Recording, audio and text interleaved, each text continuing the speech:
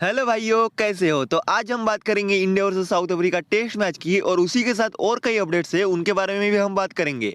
तो India versus South Africa test match के दूसरे दिन की समाप्ति पर साउथ अफ्रीका ने पहली इनिंग्स में 256 रन बना लिए हैं और उनके 5 विकेट भी गिर गए। इसी के साथ 11 रनों की लीड भी ले ली है। इसमें सबसे बड़ा कॉन्ट्रीब्यूशन किया है डीन एल्गर ने, जो कि अपनी लास्ट टेस्ट सीरीज खेल रहे हैं। उन्होंने अब तक 140 रन बना लिए हैं और वो अभी तक नॉट आउट है और उनके साथ मार्को हैंसन 3 रन पर बैटिंग कर रहे हैं। एल्गर के साथ ही साउथ अफ्रीका के डेब्यूटेंट डेविड बडिंगम ने भी अच्छी इनिंग्स खेली और वो 56 रन बनाकर आउट हुए। इस मैच में अभी तो टीम इंडिया बैकफुट पर है, लेकिन फिर भी ठीक ठाक पोजीशन में है और उसकी सबसे बड़ी वजह है केएल राहुल, जिन्होंने अपनी करियर की one of the best innings खेली है।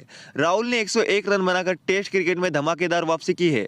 कोइंसिडेंस वाली बात यह है कि 26 दिसंबर 2021 में सेंचुरियन में ही बॉक्सिंग डे टेस्ट मैच में राहुल ने सेंचुरी बनाई थी और 27 दिसंबर 2023 को सेंचुरियन में ही बॉक्सिंग डे टेस्ट मैच में ही एक और सेंचुरी बनाई है। लगता है केएल भाई आथिया भाभी से जितना प्यार करते हैं उतना ही सेंचुरियन और बॉक्सिंग डे टेस्ट से भी करते हैं।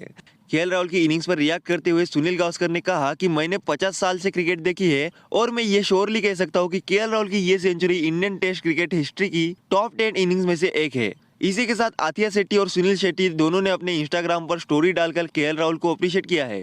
लगता है राहुल की इनिंग्स की वजह से दोनों काफी खुश हैं, क्योंकि केएल राहुल के बुरे फेज में लोगों ने उनको काफी ट्रोल किया था और अब राहुल ने हीरो की तरह कमबैक कर लिया है, तो उनकी फैमिली तो खुश होगी ही ना। केएल राहुल ने अपने सोशल मीडिया ट्रोल्स पर रिएक्ट करते हुए कहा, I will let my bat do the talking. इसी के साथ उन्होंने ये भी कहा कि आज मैंने 100 मारा है तो लोग मेरी तारीफ कर रहे हैं, लेकिन 3-4 महीने पहले सब मुझे गालियां दे रहे थे।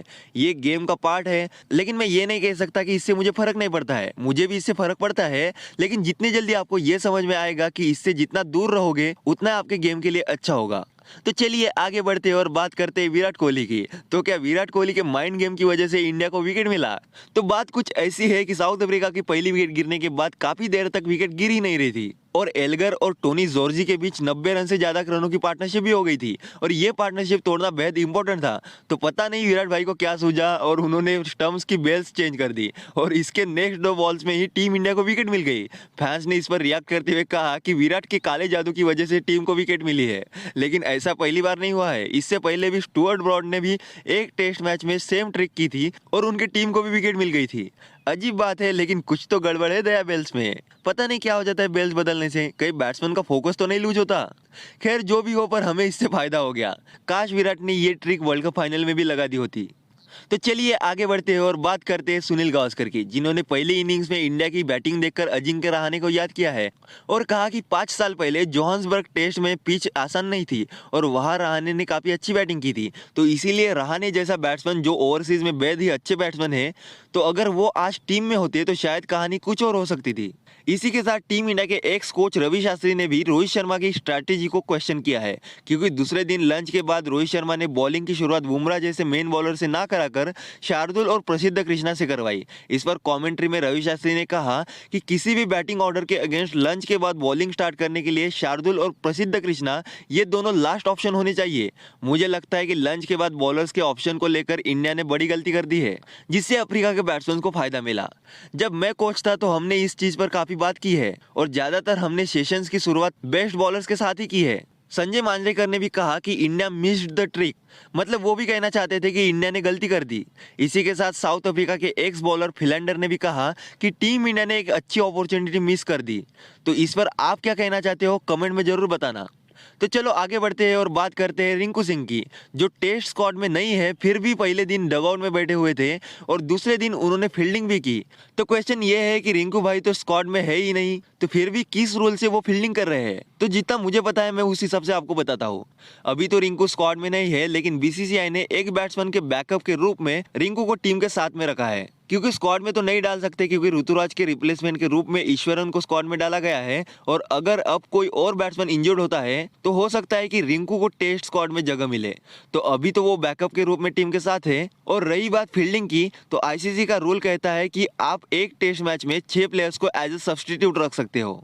तो हो सकता है कि रिंकू को एज ए सब्स्टिट्यूट रखा गया हो और इस हिसाब से उनको फील्डिंग कराई गई हो। जितना मैंने पढ़ा और समझा है, मुझे तो बस इतना ही समझ में आया है और वही मैंने आपको बता दिया है। अगर किसी को लगता है कि कुछ और रीजन है तो आप प्लीज कमेंट में बता देना। तो चलिए आगे बढ़ते हैं और बात करते हैं एमएस धोनी की। तो क्या एमएसडी अपने लंबे बाल काटने वाले हैं? जी हाँ, एमएसडी ने एक इवेंट में कहा है कि ये लंबे बालों वाली हेयर स्टाइल रखना काफी मुश्किल है। पहले 20 मिनट में मैं तैयार हो जाता था, लेकिन अब मुझे 1 घंटा 10 मिनट लगता है तैयार होने के लिए। मैं ये इसलिए कर रहा हूँ क्योंकि फैंस को ये पसंद है, लेकिन हो सकता है कि किसी दिन मैं उठूंगा और इन्हें काट दूंगा। तो चलिए आगे बढ़ते हैं और बात करते हैं हार्दिक पांड्या की, जिनके बारे में कुछ दिन पहले न्यूज आ रही थी कि वो आईपीएल से रूल्ड आउट हो सकते हैं, लेकिन बाद में कहा गया कि नहीं, ऐसा नहीं होगा और अफगानिस्तान सीरीज में भी हार्दिक ही टीम की कैप्टनसी करेंगे। लेकिन अब ये अपडेट आ रही है कि अभी तक हार्दिक की इंजरी ठीक नहीं हुई है और अफगानिस्तान सीरीज से वो रूल्ड आउट हो गए हैं और कुछ दिन पहले ही सूर्य कुमार यादव भी इस सीरीज से बाहर हो गए थे। तो अब ये देखना इंटरेस्टिंग होगा कि इस सीरीज में टीम इंडिया की कैप्टनसी कौन करेगा। क्या जडेजा नए कैप्टन बनेंगे? लेकिन वो भी इंजरी की वजह से पहला टेस्ट मैच नहीं खेले। तो क्या जडेजा फिट हो जाएंगे और नए कैप्टन बनेंगे, या फिर रोहित शर्मा वापसी कर सकते हैं? अभी तो बहुत सारे सवाल है, लेकिन देखते हैं आगे क्या होता है। अब हम बात करेंगे शुभम दुबे की, जिनको राजस्थान रॉयल्स ने 5 करोड़ 80 लाख में खरीदा है। शुभम ने कहा कि हमारे पास मेरी किट खरीदने के लिए भी पैसे नहीं थे, सिर्फ किट खरीदने के लिए मेरे पापा ने पान का स्टॉल तक लगाया है। उन्होंने कभी मुझ पर कोई प्रेशर नहीं डाला, जबकि हमारी कंडीशन अच्छी भी नहीं थी। उन्होंने होटल मैनेजर का और रियल एस्टेट एजेंट का भी काम किया है। अब हमारे अच्छे दिन शुरू हो गए हैं और मैं अपनी फैमिली को खुश रखना चाहता हूँ और उनके लिए सबसे पहले घर खरीदना चाहता हूँ। तो आगे बढ़ते हैं और बात करते हैं ODI team of the year की, जिसको स्टार स्पोर्ट ने सिलेक्ट किया है, जिसमें 8 इंडियन प्लेयर्स है। इस टीम में Rohit Sharma, Shubman Gill, Virat Kohli, Daryl Mitchell, KL Rahul, Heinrich Klaasen, Adam Zampa, Kuldeep Yadav, Mohammed Shami, Mohammed Siraj और जसप्रीत बुमराह है। तो चलो आज के लिए इतना ही, मिलते हैं नेक्स्ट वीडियो में।